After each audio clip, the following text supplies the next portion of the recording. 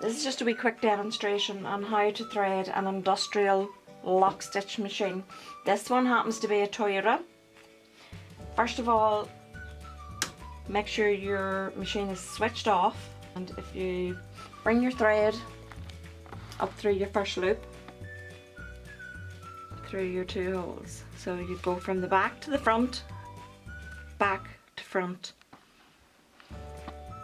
from the back through to the front, around your tension wheel, back to the front, back to front. So you're coming down to your second tension, split your discs, let your thread in and bring it up over your tension spring. And that should pull like that. We're going down under this lever and back up to the thread arm. So your spring should move like so when you tuck on your thread.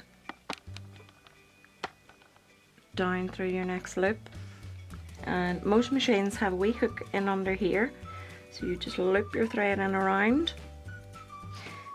Most industrial machines, the needle will always be sideways, always thread left to right.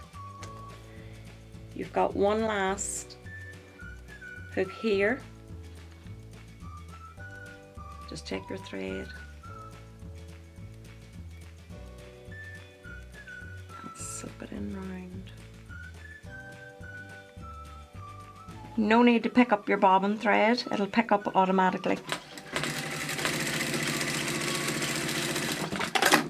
And there you have a nice stitch.